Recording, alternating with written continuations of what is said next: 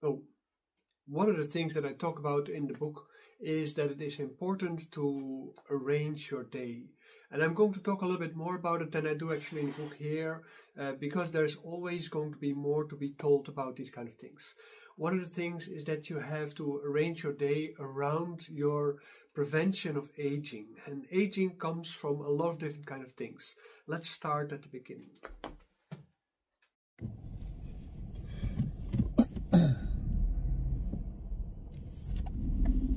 Okay, without wanting to say, okay. Do you know the Mad magazine? It was a comic book series in the past, comic magazine series in the past, rather absurd in its outlook on life in general. And there was this running joke in this magazine that was always talking about that there had only one member. And this always stayed in my mind with everything that I do. When I make a video, when I write a book, or when I write an article, I write it especially for only one person. And that person happens to be you. And you have been paying attention to this item at this moment also. And maybe you're not a member yet, but you should. And you should try to follow me, and maybe you would also like to buy my new book. But this is not what this video is about. This video is about what the book is about. And I want to talk to you about that because I found for myself that the older I get, and I've always been sort of an activist in my life, the more activist I become, and the more I realize that the way how you live actually is the only real activism that you have. You can go out on the street, demonstrate, fight the police, which I all done. You can become member of all kind of revolutionary organizations, which I have also done. The history of my book about how to survive your future with Chinese medicine is rooted in the Yangshan course that I give, part of the bachelor program. And the text itself, I started working on it I think about 10 years ago. Some of the people who graduated that time from my courses in my educational program, they have been learning the first version of this. So they have been doing what we call the health building courses. On the basis of that and my doctorate, I added a lot more information to this book. And as a result of that, this book has become a sort of crystallization of my worries. And not only my worries, but also the worries of a lot of people around me. I did already do a questionnaire that I gave to people to make sure that I have a good idea about what is people's worries actually. And so that I'm not only talking about my own ideas about these things. And I have been doing a lot of other assignments for my doctorate to figure things out, and I could write a whole new book just on that. I remember when I was talking with one of my mentors at the university, he says like, "Oh, your proposal for your research sounds a little bit like an outline for a book." And I was like, "Oh, I actually also wrote a book," and so it's not so strange. And also for my PhD before, when I laid the groundwork also for this, you can really see that this book is based on my earlier PhD, but then with 15 years more experience and also a lot of modern research on climate, on global resource risks, on conflict risks, and so on and so on, and how Chinese medicine can play a role in there. Because Chinese medicine, is very interesting as a science.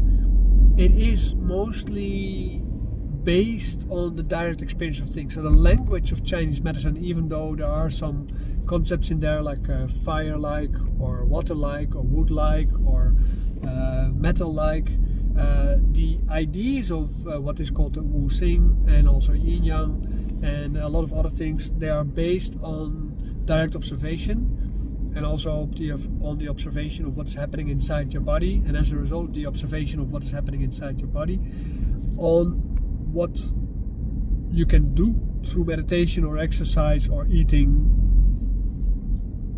or behavior, how you can influence that. This comes very close to what I did before also in my EFT video when I talked about that, because that's also based on the same Chinese medicine principles, namely that behavior is the root of all health and all disease, and behavior is caused by societies, by landscapes, and so on and so forth. So landscape, geography, that is, and political climate, social events, family constellation, and so on and so forth. All these kind of things, they can all be of influence, and you can influence them too, because whatever is happening on the inside is also happening on the outside, and what's happening on the outside influences you on the inside. So this is essential for Chinese medicine as a whole, and its terminology is based on that. And on the scientific level, you can see that an RNA investigation where they made an enormous evolutionary jump from genetic causes to RNA causes. That means that behavior can influence your genetic expression, and that is doing so through proteins which are called RNA proteins. And these RNA proteins, they change the way how your genes work, but also therefore which kind of proteins and enzymes and so on are being produced inside your body, and as a result of that also express themselves as an echo of the things that you're doing. And this is why exercise, why diet, why not exercising and not dieting, why meditation, why behavior, talking, reading, all these kind of things, there can be of influence on your future and on your personal development, on the biological level and a psychological level. And because you can't separate the two from each other. At the moment when you are talking about your emotional state, you also talk automatically about your physical state. Mind and body are not just one, they are the same. So it's not like they're one, but they're the same. So there is no mind without the body, there's no body without the mind. This is one of the root thoughts of both Buddhism and Daoism. And as far as I'm concerned, within Chinese medicine practice, this is the same also. And in TCM, that is something, because of its materialist perspective, it's very one-sided. And in Western interpretation of Chinese medicine, it's very much psychologized, so it's going the other direction. Because, you know, we are a little bit afraid of our bodies, and we are a little bit afraid of reality as a whole, as a culture. And as a result of that, we are blinding ourselves for a lot of different kind of factors. But the reality is that your life is one big meditative experience, an experiment also at the same time, because you need to change your way of doing things continuously by experiments. If you don't experiment with yourself, you cannot really have a durable result in your life. Your life is based on the continuous accumulation of understanding. Oh, and I'm almost going in the wrong direction. They are blocked my road here that I have to go to because they're doing some road repairs. That gives me more opportunity to talk with you, so that's nice.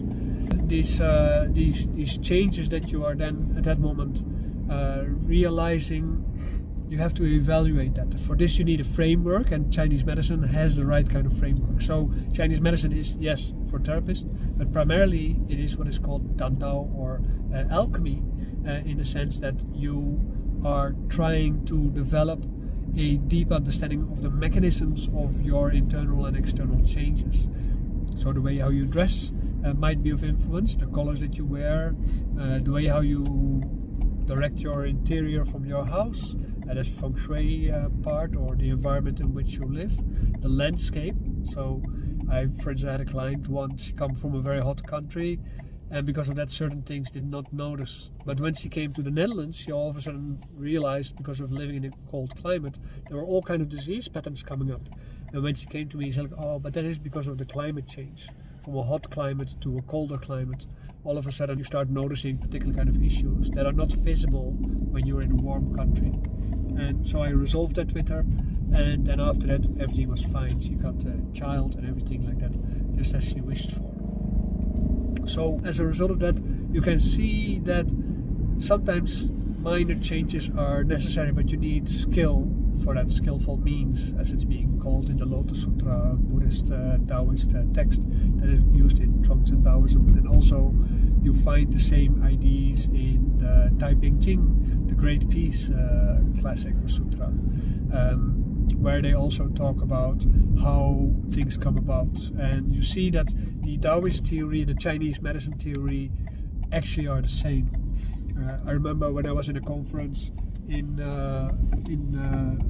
I think Boston, and I was listening to all kind of people, and I was like, well, why is everybody trying to make things abstract as if it is all independent things? I understand that this is the way how science works, because I do science, but the reality is that Chinese culture as a whole has a bunch of root theories, and they're all intertwined. So whatever goes for feng shui also counts for medicine, also counts for politics, cooking, and so on and so forth. So all these kind of things, they all come together all the time. Because they come together all the time, as a result of that, you affect change. So this is what the book is all about. It's basically outlining the things that are threatening us, and then at the moment when the threat is being realized because of the skills of doing a particular kind of fitness or a particular approach to fitness or to eating, meditation, you can affect your health in such a way that the disaster of the situation doesn't affect you in a negative sense. And the basis of that is how you carry your body, and this is the essence of the book. So there's a lot of motivation on the scientific level, there's a lot of motivation on the physiological and the mental level, where you can understand this is how it works, and there are particular kind of basic practices on how you carry your body and how you make your life into one big meditation. Let me first make clear that most Chinese medicine practitioners, just like Western medicine practitioners, think that the secret is in the details, but it is not. What we need for our health is a behavioral structure to our life, and we call this in Chinese medicine ritualization. That is something that is not discussed in TCM courses at all, but which is at the essence of Chinese medicine. And it starts with how you get up. At the moment when you get up, your alarm clock goes off, right? For most people, we live by the clock. And even if we don't, it is important to also at the same time pay attention to your timing. Never try to sleep late, because at the moment when you sleep late in the evening, you're less tired. So at the night, you will have sleeping problems. You will have difficulty falling asleep because you think you are tired, and that's why you sleep late, but you are tired because you go late to bed. And as a result of that, you will have a lot of different kind of health problems because of not going on a regular time to bed. Human beings, yes, we can deal with all kind of crisis situations, but we function best in a rhythm. And that rhythm is the same rhythm that every cell has, that every small animal has, that every plant has, and that is important to everything in our life. So the more we regulate our life, especially when we grow older, we preserve our life. So preservation and rhythm is the same. When you get up in the morning, first start working on the mobilization of your body. And we will go do a few exercises later on for that purpose. At the moment when you are remobilizing your body, then at that moment you create blood circulation and you create an overtake of the function of your heart. Your heart is not your only blood pump, your whole body is a blood pump, and it comes from the bottom to the top. Your relaxation comes from the top to the bottom. So you have to pay attention to all these kind of things. The thing is, your blood is pumping actively downward, but your movement actually have to help you to pump the blood back upward. And this is why exercise is very important. And you don't have to do very difficult exercise.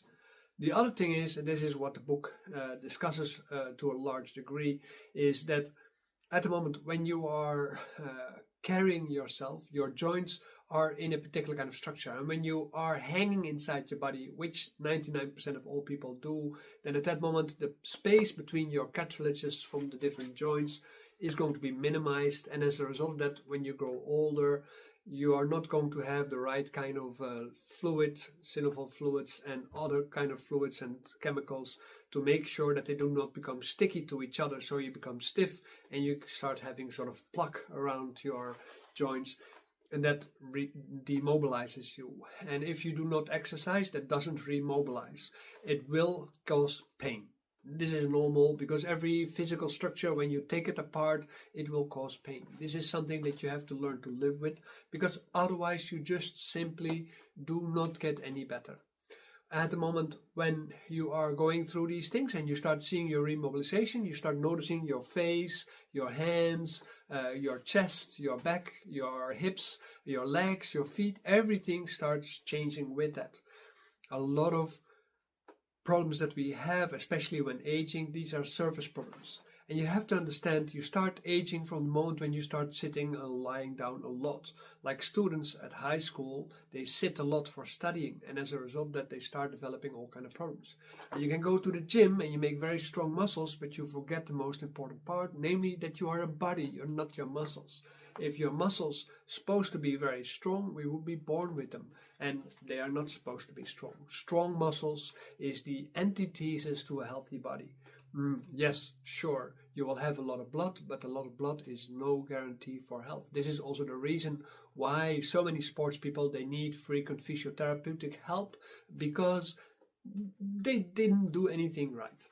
And as a result of that, also passivity in similar kind of fashion also creates all kind of physical problems, and you need physiotherapeutic help to be remobilized. But if you don't do the effort, it will not happen. So as a result of that, you will age, you will have muscle problems, slacking, your bones will become weak and brittle, and you gradually start withering out from life. And that can take many, many years of medication, supportive treatment, and so on. And you can feel like the solar king from France, the sun king of France.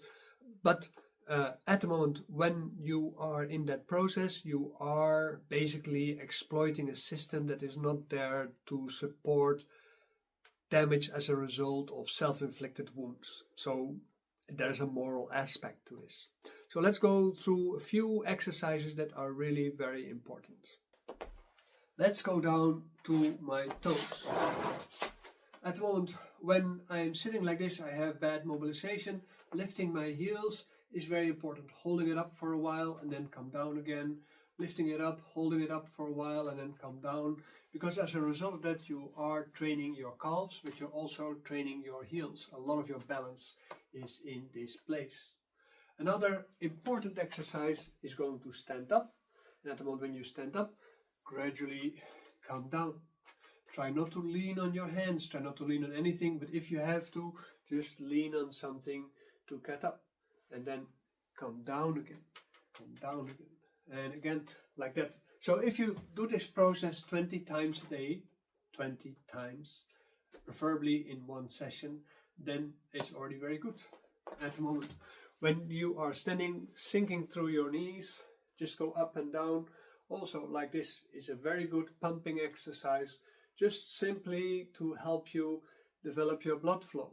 Then rotating your knees, very good to rotate like this, because you stimulate the movement of your cartilages and you also warm up and stretch up the ligaments around your knees. But also when you are moving from different parts of your foot, stimulating the blood flow in your feet, and therefore the remobilization of the joints of the feet, through which you get more balance also and more sensitivity.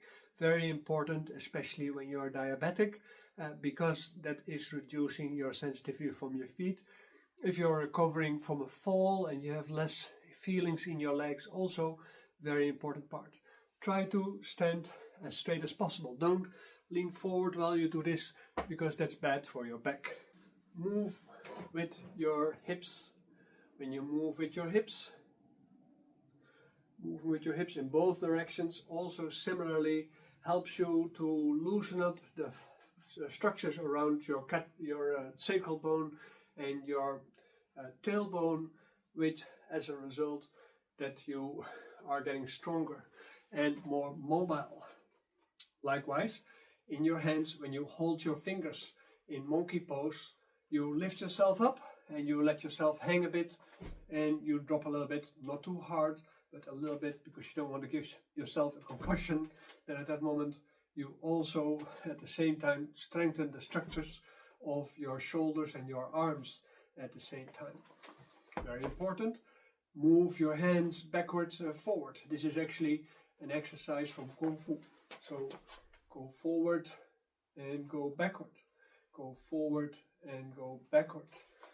Very important because it helps to strengthen the back of your arms and your shoulders and to keep your shoulders low. When you carry something, do not carry up your shoulders, but try to lift something up while keeping your shoulders low. One of the things that you notice at the moment when you're lifting, you're pushing your shoulders down, and that is also a very important part. Rotate your shoulders. Rotate your shoulders is a very important mobilization exercise to help you regain consciousness of your chest and of your shoulders and your arms. Also, moving forward and backwards helps you to massage your lungs at the same time, so that you also can create better sensitivity in your lungs. And practicing breathing, holding your breath and breathing out, very important to strengthen your lungs. Normally breathing out is a passive move, but by breathing out on purpose, you actually enhance the strength with which you can talk. Because the only enhanced breathing that normally people do is when they are talking, because your talking is an out-breathing process. Another important aspect of that is also to make sure that when you are breathing, you keep your face calm. So breathe gradual. Don't try to breathe like this because you are forcing your nose. So try to breathe calmly. Hold your breath as long as comfortable without squeezing your nose. And then purse it through your nose. Or if you have a stuffed nose, purse it through your mouth. Or if you have a stuffed nose, purse it through your nose. There will be snot coming out of your nose. And the snot that comes out of your nose is, of course, what is obstructing your sinuses, which will hinder you in your breathing.